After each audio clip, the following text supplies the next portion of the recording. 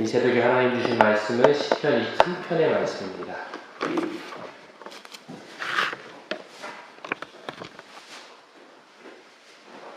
지금 새벽에 은혜 나눌 말씀은 시편 23편의 말씀입니다.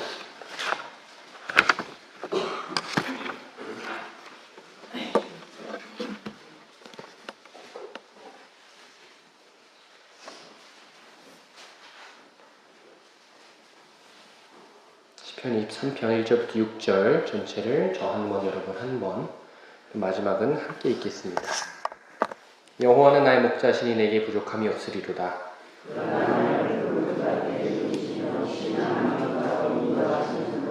내 영혼을 소생시키려고 자기 이름을 위하여 의의 길로 인도하시는도다.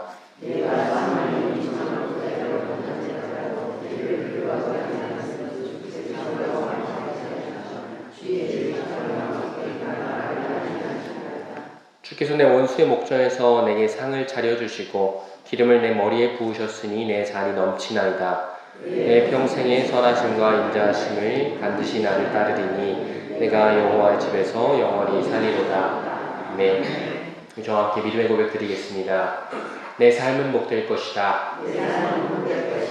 하나님께서 내 기쁨의 발걸음을 인도하신다. 하나님의 놀라운 은혜가 나를 감싸고 있다. 하나님의 선하심과 인자하심이 나를 따르고 있다. 성령께서 내 앞서 가신다. 기적은 일어난다. 아멘. 오늘 믿음의 고백 가운데 하나님의 선하심과 인자하심이 따르기를 축복합니다. 시편 23편 오늘 본문 말씀은 시편 중에서도 꽤나 유명한 말씀 중에 하나입니다. 그래서 우리 새벽마다 선포하는 선포 기도문에도 하나님의 선하심과 인자하심이 나를 따르고 있다 하는 것이 26절에 내 평생의 선하심과 인자하심이 반드시 나를 따르리니 이렇게 시편 23편 6절을 기록하고 있습니다. 이렇게 시편 23편은 전 세계 많은 신자들이 사랑하는 구절 중에 하나인데요.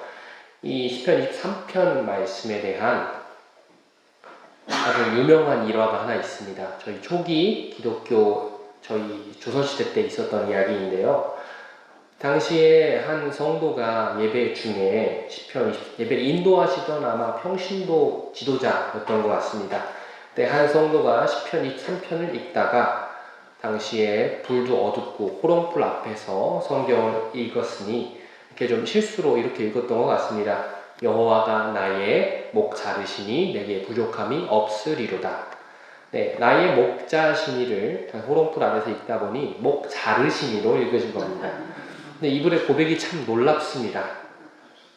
저는 주님의 목이 주님께서 내 목을 가져가신다고 해도 부족함이 없습니다. 내 생명조차 주님의 것인데 주인이신 그분이 가져가신들 무엇이 아쉽겠습니까? 이렇게 고백했다고 합니다. 네, 성도 여러분, 그때 불도 어둡고 아마 한문으로 적혀 있었을 것 같습니다. 한문으로 적혀 있거나 아니면 한글로 적혀 있어도 어두운 상황에서 글자를 잘못 읽었을지는 모르지만 그때 읽었던 그 성도님은 시편 23편의 핵심을 꿰뚫고 있었습니다. 나의 생사회복을 쥐고 계신 분이 하나님이다 라는 사실을 온전히 고백한 것입니다. 그 주권을 하나님께 맡긴 사람이 할 수 있는 고백, 그 노래가 시편 23편입니다. 우리는 흔히 부족함이 없다라는 것을 내가 원하는 것이 다 채워진 상태를 생각하곤 합니다. 하지만 오늘 다윗의 고백은 다릅니다. 1절을 보면 여호와는 나의 목자시니 내게 부족함이 없으리로다. 그가 나를 푸른 풀밭에 누이시며 쉴만한 물가로 인도하시는도다. 이 고백이 다윗이 목동이었으니 풀밭에 누워있는 양들과 같이 편안한 그런 목가적인 모습을 상상하곤 합니다. 그래서 선한 목자 우리 구세주여 나를 인도하소서라는 우리가 부른 이 찬송가도 하나님께서 내게 주신 그 편안하고 아름답고 다 채워진 상태를 상상하곤 합니다. 그러나 그것과 이 다윗이 시편을 썼던 그 시기와는 조금 다릅니다. 다윗의 고백은 나는 아무것도 필요 없습니다 라고 고백합니다. 그리고 나의 목 자르셔도 괜찮습니다 라고 했던 초기 한국 교회 성도님의 고백처럼 신실한 고백으로 시작하길 원합니다. 주님이 나의 주인이시니 더는 바랄 것이 없습니다. 많은 사람들이 시편 23편을 평화로운 들판에서 지은 시라고 상상을 하곤 합니다. 하지만 다윗의 생애를 추적해보면 이 시는 인생의 가장 처절한 밑바닥에서 나온 처절한 고백일 가능성이 크다고 성경학자들은 말합니다. 성경학자들은 이 시의 배경이 다윗이 그의 아들 압살롬의 반역을 피해 도망치던 때로 봅니다. 사무엘하 15장부터 18절에 있었던 그 시기를 말하지요. 가장 사랑했던 아들, 그리고 가장 자신을 닮았던, 아마 외모도 가장 많이 닮았던 아들이 압살롬이 아니었을까 싶습니다. 그리고 믿었던 전략가 아히도벨마저 등을 돌리고 압살롬에게 갔고요. 노년의 다윗은 신발도 제대로 신지 못한 채 도망쳤고 기드론 시내를 건너 유대 광야로 도망쳤습니다. 광야 길에서 다윗은 고백합니다. 여호와는 나의 목자시니 내게 부족함이 없으리로다. 여기서 내게 부족함이 없다라는 것이 영어 성경의 한 번역에서는 I need nothing. 나는 필요한 것이 아무것도 없습니다. 라고 성경은 말합니다. 이것은 단순히 내가 풍족해서 부족함이 없다라는 것이 아니라 내가 하나님이 나의 목자시라는 그 한 가지만 있으면 난 더 이상 필요한 것이 없습니다. 부족한 것이 전혀 없습니다. 라는 믿음의 고백이며 단호한 선언입니다. 유대 광야는 말 그대로 광야였습니다. 푸른 초장이 있는 곳과는 거리가 멀었습니다. 풀 한 폭이 찾기 힘든 황무지였고 목자가 앞서가며 숨어진 시냇가와 적은 물이라도 있는 곳을 찾아내지 않으면 목자를 따라다니는 양이나 염소들은 목이 말라 죽을 수밖에 없는 곳입니다. 다윗은 지금 왕궁에서 있는 진수성찬을 먹고 사람들의 보호를 받으면서 지내는 것이 아니라 광야에서 목자가 찾아내 주시는 그 한 모금의 물과 풀 한 포기, 그것만으로 충분하다고 고백하는 그런 믿음의 고백을 하는 것입니다.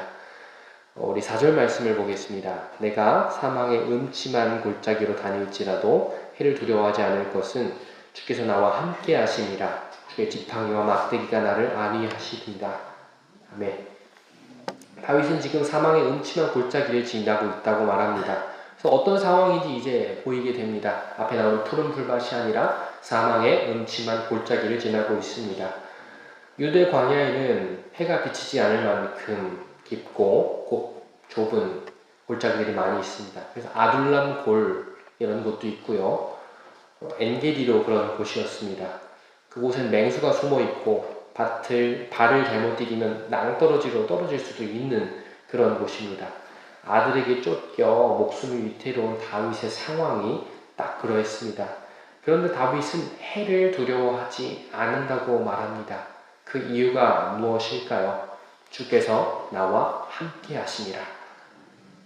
양은 우리 교회에서 많이 이야기하듯이 시력이 안 좋습니다. 그래서 목자가 인도하지 않으면 낭떠러지로 갈 수도 있고요. 제대로 가지 못합니다. 그래서 아무것도 보지 못하는 그 양이 목자 같은 지팡이와 막대기의 인도를 따르는 것입니다. 그래서 그 쓰임이 목자가 막대기로 바닥을 치거나 그러면 그 소리를 듣고 따라갑니다. 그리고 그 지팡이로 진짜 양의 몸에 닿을 때 양을 친다라는 표현이 여기서 나왔습니다. 목자가 내 곁에 있구나. 물론 소리도 듣지만 지팡이와 막대기로 자신을 인도하는 것을 듣는 것입니다. 그리고 안심하게 되는 것이지요.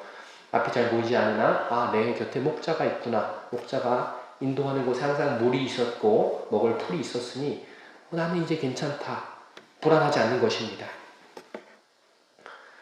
어둠 속에서도 나를 만지시고 소리내어 존재를 알리시는, 그리고 항상 좋은 길로 인도해 주셨던 그 목자의 동행, 하나님의 함께하심을 느꼈기 때문에 다윗은 평안할 수 있었던 것입니다.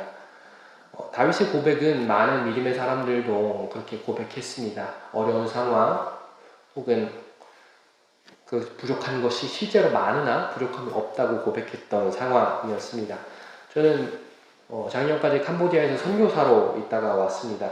그때 시편 23편의 고백은 저의 생존의 고백이 되었습니다.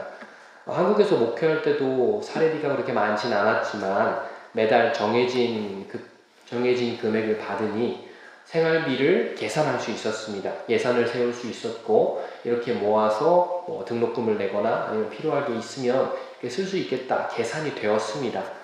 그런데 선교지에서 선교사로 생활할 때는 달랐습니다. 어떤 때에는 어떤 달에는 선교비가 많이 들어올 때도 있었고 어떨 때에는 이렇게 이거 받았으면 어떻게 살아가지? 라고 걱정할 때도 있었습니다. 왜냐하면 사역비도 들고 생활비도 들었기 때문이지요. 고정적으로 들어가는 게 있는데 어떻게 살아야 할지 막막할 때가 있었습니다. 들어오는 것이 다르니 예산을 세울 수도 없었던 것이지요. 그래서 어느 한켠에 한치 앞을 계산할 수 없으니 늘 불안한 마음이 마음에 있었습니다. 혹시 모를 상황에 대비해 모아두기도 했고 아끼고 아끼면서 살았습니다. 자, 캄보디아는 베트남과 태국 사이에 있는 나라입니다. 더운 나라예요. 그런데 전력 수급이 캄보디아 자체로 안 되어서 태국에서 수입을 했었습니다. 그래서 전기요금이 비쌌습니다. 제가 그때 계산했을 때 우리나라보다 비싸거나 비슷했던 것 같아요. 그래서 전기요금을 아껴보려고 에어컨 잘 안 키면서 살았습니다. 그 더운 나라에서요. 캄보디아 날씨가 두 가지가 있어요. 우리나라 사계절이 있지만 더운 날씨가 있습니다. 그리고 더 더운 날씨가 있습니다. 그런 곳에서 그렇게 살았는데요. 이렇게 아껴야 사역도 계속하고 여기서 살아갈 수 있겠다 절약하며 살았습니다. 하루하루를 계산하며 버티면서 살았던 것이지요. 그런데 놀라운 사실이 있습니다. 저희 본부와 약속된 사역 기간을 마치고 돌아올 때에 있었던 일입니다. 사역을 마무리하며 본부에다가 선교 분담금을 내고 또 제가 섬기던 기관에도 헌금을 드리고 또 제가 아는 선교사님이 운영하시는 신학교에도 헌금을 하고 그러고 나서 남은 금액을 정산해 보았습니다. 그러더니 제가 10원 단위까지 철저하게 계산을 한 건 아닌데 딱 맞는 거예요. 모자라지도 않고 부족하지도 않았습니다. 그때 하나님께 저는 일단 1차적으로 인간적인 생각으로 좀 넉넉하게 주셨으면 좀 더 잘 썼을 텐데 하나님은 정확하게 부족함 없이 쓰셨습니다. 그때 깨달았습니다. 내가 목회자로 살면서 부족함 없이 사는 건 확실한데 넉넉하게 못 살고 하나님이 늘 필요한 만큼만 주시겠구나 이것을 깨달았습니다. 우리는 미래를 완벽하게 예측하고 가득 쌓아두어야 부족함이 없을 것이다 라고 생각합니다. 하지만 하나님의 방식은 달랐습니다. 이스라엘 백성에게 만나를 주실 때도 딱 하루치 먹을 것만 주셨습니다. 만약 더 많이 거두었다면 다음날 썩어버렸습니다. 제 삶도 그랬고 다윗의 이 고백, 부족함이 없다라는 것도 쌓아놓은 것으로 인한 것이 아니라 늘 공급해 주시는 하나님으로 인하여 부족함이 없이 살았던 것입니다. 다윗은 왕으로서 세상의 모든 것을 다 가져본 사람이었습니다. 말 그대로 왕이었거든요. 막강한 군사들도 있었고 수많은 신하와 자식들도 있었습니다. 근데 인생의 그 사망의 골짜기에서 자식들도 배신했고요. 쌓아놓은 재물 다 버리고 도망쳐야 됐습니다. 자신을 지켜줄 것 같은 군사들, 참모들도 많은 사람들이 압살롬에게 등 돌리고 갔습니다. 내 몸에서 난 자식 압살롬도 결정적인 순간에 나를 떠나고 배신했습니다. 그래서 압살롬의 칼날을 피해 도망치던 다윗에게 남은 것은 없었습니다. 그러나 아무것도 없던 것이 아닙니다. 그는 양들을 치던 목자의 시절, 목동 시절부터 있었던 하나님이 있었습니다. 그리고 6절에 이렇게 고백하지요. 내 평생의 선하심과 인자하심이 반드시 나를 따르리니. 여기서 따른다는 말은 조용히 쫓아오는 것이 아닙니다. 히브리 원어로 보면 추격하다, 뒤쫓다라는 뜻이 담겨 있습니다. 고난이 나를 추격하고 나를 몰아세운다고 생각했지만 배신과 아픔만이 나를 뒤쫓아오는 줄 알았지만 하나님의 선하심과 변함없는 사랑이 나를 한순간도 끝나지 않고 끝까지 추격하고 있었다는 것입니다. 세상 것들은 우리를 배신합니다. 그러나 하나님의 선하심은 영원합니다. 내가 여호와의 집에 영원히 살리로다 한 고백은 그것밖에 사라질 것이 없고 영원한 것이 없기 때문입니다.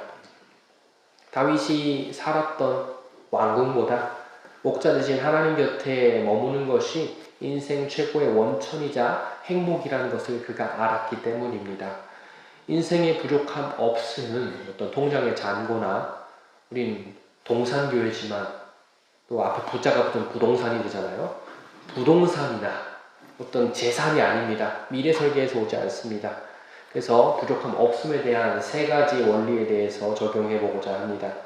예측이 아닌 인도를 믿어야 합니다. 선교지에서 제가 예산을 세울 수 없어 에어컨조차 잘 켜지 못했던 그 시간들, 물론 하나님께서 견딜만 하니까 그렇게 하셨던 것 같습니다. 또 훈련이었던 것이지요. 진짜 그 더위를 못 참고 막 열병이 날 제가 그런 상태였으면 하나님이 전기요금 내주실 수 있는 분이십니다. 저는 그렇게 믿습니다. 근데 견딜만 하니까 이 사람들처럼 살아봐라. 그래야지 선교를 할 수 있다. 그래서 하나님께서 그런 시기도 주셨던 것 같습니다. 근데 그러나 놀라운 것은 제 잔고가 떨어진 적 한 번도 없습니다. 아껴서 살았지만 굶지 않았습니다. 10원 단위까지 정확하게 맞추시는 하나님의 계산법을 믿어야 합니다. 내일 일을 계산하느라 오늘 하나님과 함께 교제하는 것을 잃어버리지 말고 오직 하나님께서 나를 푸른 풀밭으로 인도하시는 목자라는 것을 잊지 마시길 바랍니다. 둘째로 주님의 주권을 회복하십시오. 도입부에서 저는 조선시대 그 신자의 고백을 나누었습니다. 여호와는 나의 목자시니 여호와는 나의 목자르시니 내 목을 가져가시더라도 부족함이 없다라는 고백과 태도가 필요합니다. 내 생명과 소유의 주권이 하나님께 있음을 인정할 때 비로소 세상 어떤 곳에도 얻을 수 없는 평안이 시작됩니다. 셋째, 추격하시는 하나님을 신뢰하십시오. 세상 사람들은 나를 배신하고 물질이 나를 어느 순간 떠날지라도 하나님의 선하심과 인자하심은 여러분을 끝까지 추격하고 계십니다. 오늘 하루 그 하나님의 사랑에 붙들려 사십시오. 세상의 집이 아니라 여호와 집에 머물기를 사모하시길 바랍니다. 여러분, 우리들 계산기를 두드리며 삽니다. 불안해하며 저처럼 전기요금 걱정할 수도 있고요. 선하심과 인자하심이 끝까지 추격하고 계시는데 그것을 제대로 알지 못하고 살아갈 때가 많습니다. 하나님의 그 사랑에 붙들려 사시길 바랍니다. 각자의 광야에서 결핍을 두려워하며 살아갑니다. 물론 잘 사셨으면 좋겠습니다. 여러분의 노후가 부족함이 없으셨으면 좋겠습니다. 이 부족함 없음은 궁핍이 아닙니다. 하나님도 공급해 주신다는 것을 믿고 나아가는 것이지요. 오늘 다윗은 우리에게 전혀 다른 삶의 방식을 보여줍니다. 다윗은 왕국이 아니라 사망의 음침한 골짜기에서 부족함이 없다라고 하나님께 노래했습니다. 가진 것이 많을 때가 아니라 목자 되신 하나님을 가장 깊이 느낄 때 이렇게 했습니다. 그 사실 하나, 여호와는 나의 목자시니 라는 그 조건 하나가 금은 보화가 있을 때에 군사와 신하들이 주변에 있을 때보다 더 큰 확신을 주었습니다. 우리가 붙잡았던 어떤 것보다 우리를 배신하지 않는 하나님의 선하심과 인자하심은 우리를 떠나지 않습니다. 우리가 도망칠 때조차 그분은 포기하지 않고 끝까지 추격해 오셨습니다. 넘치지도 모자라지도 않게 정확하게 우리의 필요를 채우시며 여기까지 우리를 인도하셨습니다. 기억하십시오. 양의 안전은 양이 잘 보고 자기 길을 기억하는 것이 아니라 그 목자의 음성을 따르고 목자의 지팡이와 막대기 인도를 따를 때였습니다. 그럴 때에 다윗처럼 우리 믿음의 고백이 주님이 나의 목자시니 나는 부족함이 전혀 없습니다. 그리고 조선시대 그 성도님의 고백처럼 주님이 나의 목을 가져가실지라도 괜찮습니다. 왜냐하면 하나님의 선하심과 인자하신 나를 따르고 주님이 나의 주인이시기 때문입니다. 그것으로 충분한 그런 오늘 하루와 여러분의 인생 되시기를 주님의 이름으로 축복합니다. 기도하시겠습니다.